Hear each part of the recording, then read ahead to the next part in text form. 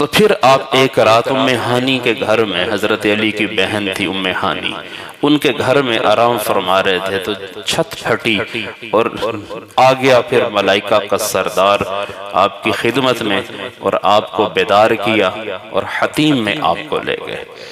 آپ وہاں جا کے پھر سو گئے، انہوں نے پھر آپ کو بیدار کیا، اور جبریل نے یہاں انگلی رکھی حضور کے اس جگہ حلق کے پاس، اور یوں اشارہ کیا اور ناف تک آپ کا سینہ چیک چاک کیا اور دل نکالا، اس پہ اشارہ کیا تو وہ بھی چاک ہوا، اس میں سے ایک سیاہ نقطہ تھا تھوڑا سا، اس کو نکال کے باہر پھینکا، زمزم کے پانی سے اس کو دھویا گیا۔ زمزم کا پانی جنت کے پانی سے اعلیٰ اور افضل ہے۔ ہماری بد نصیبی یہ ہے کہ ہم کوک پیتے ہیں، زمزم نہیں پیتے وہاں جا کے، یہ ہماری بدقسمتی سمجھے۔ سپرائٹ پی لیتے ہیں وہاں جا کے، جی ٹھنڈی سپرائٹ دو، ٹھنڈی کوک دو۔ تو مکے میں بھی جا کے لوگ زمزم نہیں پیتے، بہت کم لوگ پیتے ہیں۔ تو زمزم سے تو اللہ کے حبیب صلی اللہ علیہ وسلم کا سینہ مبارک، قلب مبارک دھو دیا گیا کہ زمزم کا پانی یہ جنت کے پانیوں سے افضل ہے۔ جنت سے پانی لے آتے نا حضور کا دل دھونے کے لیے، وہ زمزم کا پانی دو بھائی اعلیٰ ہے، اس سے دھویا۔ پھر آپ کے دل میں ایمان اور حکمت کو بھرا اور آپ کا دل بند کیا، پھر آپ کے سینے میں فٹ کیا، پھر جبریل نے ہاتھ پھیرا تو بالکل صلاحی ہو گیا، کوئی خون نہیں تھا، کوئی تکلیف آپ کو نہیں ہوئی۔ پھر ایک جانور سامنے کھڑا تھا براق، جو برق رفتار تھا، تو جبریل نے کہا یا رسول اللہ اس پہ تشریف فرما ہو، تو حضور بیٹھنے لگے تو وہ جمپنگ کرنے لگا، تو آپ جبریل نے کہا محمد صلی اللہ علیہ وسلم سے زیادہ عزت والا آج تک کوئی تیرے اوپر سوار نہیں ہوا، تو آرام سے رہ۔ تو براق کو سارا پسینہ پسینہ ہو گیا شرم سے کہ یہ میں نے کیا حرکت کی۔ حضور تشریف فرما ہوئے، جبریل آپ کے پیچھے بیٹھے، تو براق نے دو چار قدم اٹھائے تو جبریل نے کہا انزل یا رسول اللہ، حضور آپ نیچے تشریف لائیں اور نماز ادا فرمائیں۔ تو وہ کھجوروں والی سرزمین تھی۔ آپ نے پوچھا یہ کون سی جگہ ہے؟ تو انہوں نے کہا کہ یہ یثرب ہے، مدینہ، جہاں آپ ہجرت کرنے والے ہیں عنقریب۔ 2 نفل وہاں پڑھا ہے آپ کو۔ پھر براق آگے چلا تو جبریل نے کہا یہاں پر بھی اترے، 2 نفل پڑھیں، کہ یہ کون سی جگہ ہے؟ تو انہوں نے کہا یہ طور سینا ہے، جہاں پہ موسیٰ علیہ السلام اللہ سے کلام کرتے تھے۔ 2 نفل وہاں پڑھائے۔ پھر حضرت شعیب علیہ السلام کے مسکن مدین میں 2 نفل پڑھائے۔ پھر حضرت عیسیٰ علیہ السلام جس جگہ پیدا ہوئے تھے بیت اللحم میں، شام میں، وہاں 2 نفل پڑھائے۔ تو پھر آپ کا سفر اسراء کا شروع ہوا بیت المقدس کی طرف۔ سبحان الذی اسری بعبدہ لیلا من المسجد الحرام الی المسجد الاقصی، پاک ہے وہ پروردگار جو لے گیا اپنے بندے کو مسجد حرام سے اٹھا کر مسجد اقصی تک۔ یہ 2-2.5 مہینے کا سفر تھا ویسے اگر کوئی عام کرے تو اللہ نے کائنات کو جام کیا، روک دیا، پروٹوکول دیا نا۔ یہاں تو نکمے وزیر ان کا اتنا پروٹوکول ہوتا ہے تو پورے شہر کو مصیبت ڈالی ہوتی ہے، ہر روڈ بلاک کیا ہوتا ہے، یہ فلاں نہیں گزرنا۔ اللہ کا محبوب صلی اللہ علیہ وسلم اللہ کے پاس آنے والا ہے تو اللہ نے پوری کائنات کو روک دیا، جو جہاں ہے سٹاپ، کوئی حرکت نہیں کرے گا۔ تبھی تو یہ ایک رات میں سارے کام ہو گئے کہ اللہ نے گھڑی کو روک دیا، ٹائم کو روک دیا، رک جاؤ، آج صرف سفر اللہ کے حبیب کا ہوگا۔ تو تکالیف کے بعد آسانیاں مل گئی نا۔ تو راستے میں آپ کو ایک بوڑھی عورت نے اپنی طرف بلایا تو جبریل نے کہا اس کی طرف توجہ نہ کریں، آگے چلیں۔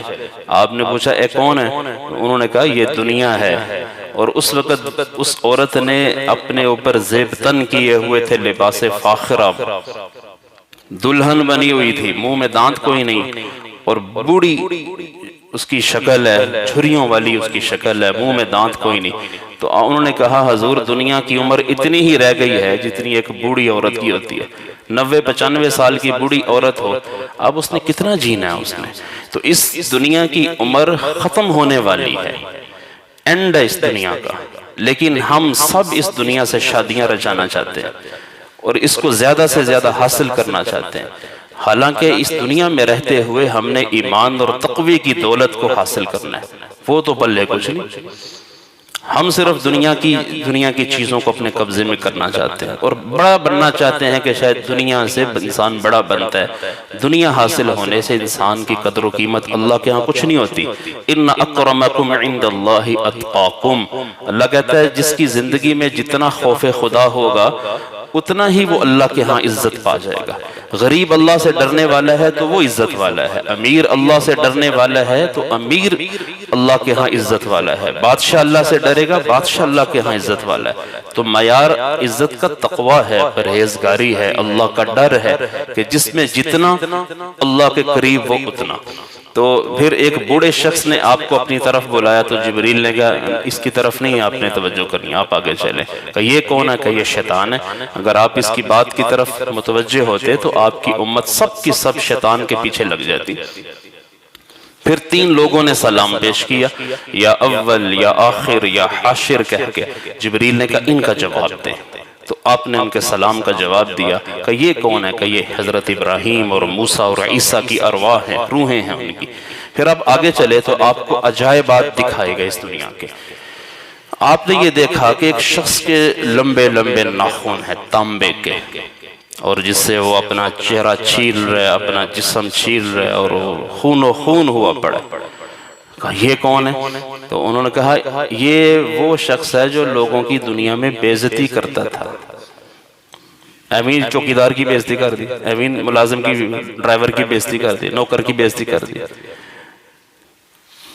تو کسی کی بے عزتی نہیں کرنی چاہیے۔ ایک حدیث میں یہاں تک آتا ہے کہ اگر کسی مجلس میں کسی مسلمان کی آبرو ریزی کی جا رہی ہو، اس کی بے عزتی کی جا رہی ہو بٹھا کے سب کے سامنے، تو ایک شخص ان میں ایک ایسا بیٹھا ہے کہ وہ ان کو روک سکتا ہے کہ یار چپ کرو، اس کی بے عزتی مت کرو، لیکن وہ بندہ سمن بکمن ہو کے بیٹھا ہے، چپ خاموشی سے بس تماشا دیکھ رہے۔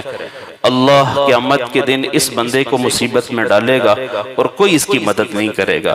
اور اگر یہ ان لوگوں کو روکتا ہے کہ یار بس کرو مت کرو اس کی بے عزتی، تو حدیثوں میں آتا ہے اللہ قیامت کے دن اس شخص کی ضرور مدد فرمائے گا۔ تو لوگوں کی جو غیبتیں کرتے تھے، برائیاں کرتے تھے، آبرو ریزی کرتے تھے، ان کا انجام یہ ہے کہ لمبے لمبے تانبے کے ناخن سے منہ چھیلیں گے، اپنا چہرہ چھیل بیٹھیں گے۔ پھر خون کی نہر میں دیکھا ایک شخص کو تیرتے ہوئے کہ وہ پتھر کھا رہا ہے، تو کہا یہ کون ہے؟ انہوں نے کہا جی سود کھانے والا بندہ ہے، سودی ہے۔ کامیاب نوجوان پروگرام، یہ وہ بندے ہیں، یہ وہ کامیاب نوجوان سود پہ پیسہ لیتے ہیں، سود پہ قرضہ لوگوں کو دیتے ہیں۔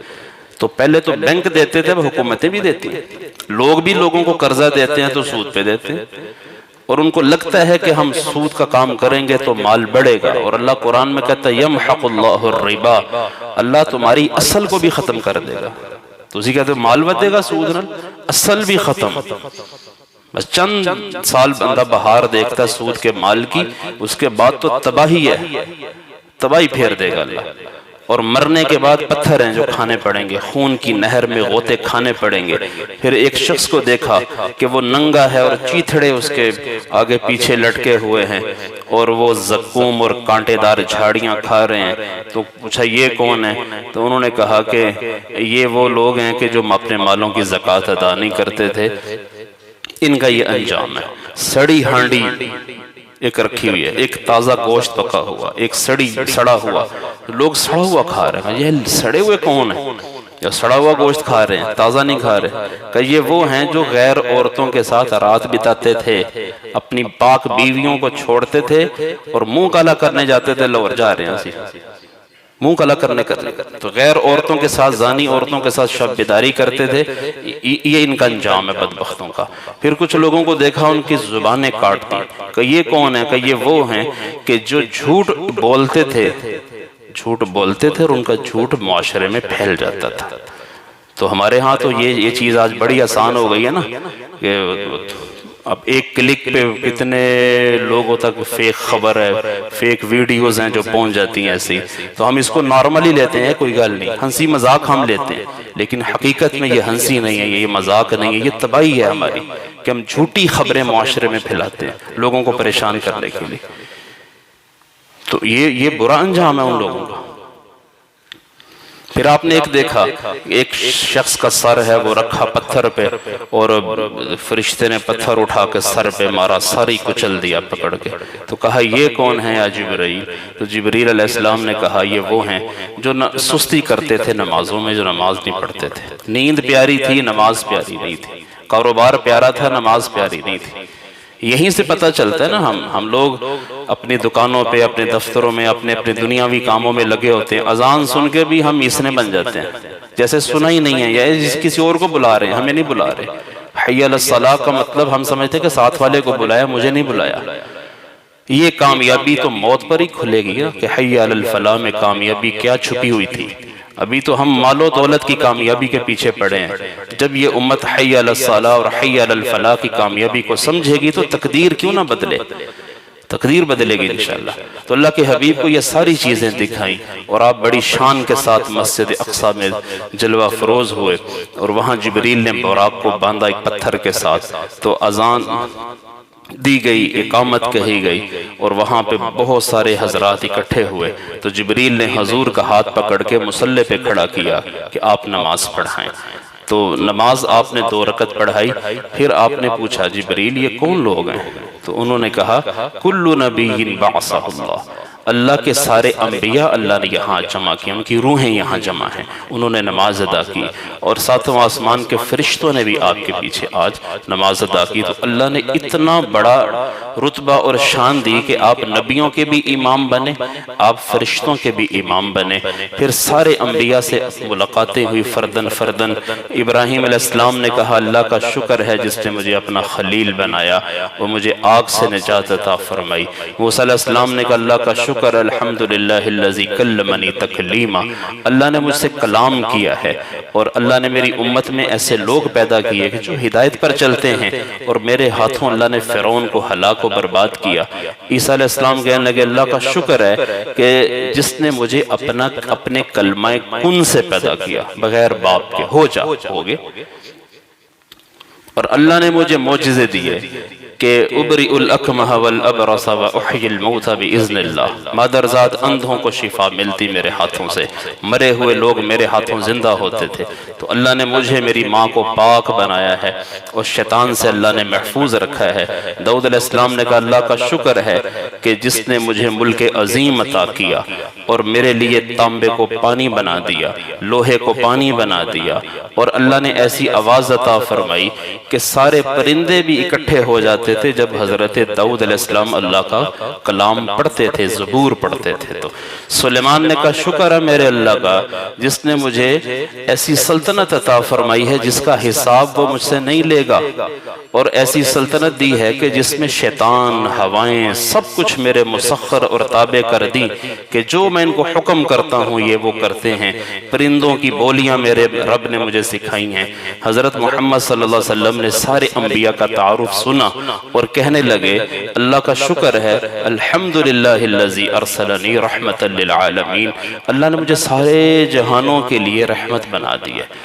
کافۃ للناس بشیرا ونذیرا، میں آیا ہوں بشیر اور نذیر بن کر ساری دنیا کے انسانوں کے لیے. صرف عرب کے لیے نہیں آپ آئے تھے، آپ سارے عالم کے لیے تشریف لائے تھے کہ میری امت کو ساری امتوں میں سب سے بہترین امت بنایا ہے.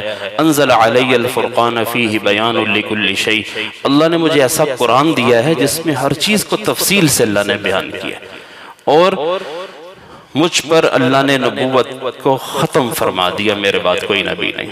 حضرت ابراہیم علیہ السلام نے سن کے کہا اے انبیاء کی جماعت، اپنے فضائل، اپنے کمالات کے طفیل، آج محمد تم سب سے آگے نکل گئے. جو شان اللہ نے اپنے حبیب محمد کو دی ہے ایسی شان تم میں سے کسی کے پاس نہیں ہے. پھر آپ وہاں سے باہر تشریف لائے تو ایک فرشتہ حاضر ہوا، اس کے ہاتھ میں ٹرے تھی، اس میں 3 چیزیں تھیں. ایک میں دودھ تھا، ایک میں شراب تھی، ایک میں پانی تھا، اور کہا یہ لیں ان میں سے ایک کو پسند فرمائیں. تو حضور نے دودھ لیا اور اس کو پی لیا. آپ نے جبریل نے کہا اصبت الفطرہ، آپ نے بالکل ٹھیک کام کیا. اگر آپ شراب کی طرف جاتے تو امت سب شرابی بن جاتی، اور اگر آپ پانی کی طرف ہاتھ بڑھاتے تو امت پر پانیوں کے ہی عذاب آتے رہنے تھے. تو تو حضور نے فطرت کو پسند فرمایا۔ تو یہ اسراء کا سفر ہے جو مسجد حرام سے شروع ہوتا ہے اور مسجد اقصی تک کا سفر ہے، اس کو اسراء کہتے ہیں۔ پھر مسجد اقصی سے عرش معلی تک کا جو سفر ہے اس کو معراج کہتے ہیں۔ تو آپ کی اسراء بھی بہت شاندار ہے، آپ کی معراج بھی بہت شاندار ہے، اور ہمارے لیے اس میں سیکھنے کی بڑی چیزیں ہیں نا۔ یہ صرف سننے سنانے کی تو بات نہیں ہے کہ سنو ماشاءاللہ سبحان اللہ کہو اور کپڑے جھاڑ کے چلے جاؤ۔ ہمیں اپنی زندگیاں تبدیل کرنی ہے، ہمیں غیبت سے بچنا ہے، ہمیں سود خوری سے بچنا ہے، ہمیں نماز کی پابندی کرنی ہے، ہمیں حرام خوری سے بچنا ہے، حرام کاریوں سے بھی بچنا ہے۔ جب تک یہ عمل نہیں کریں گے تو بھائیو ہمارا فائدہ نہیں ہوگا۔ اللہ ہم سب کو سمجھ دے، آمین۔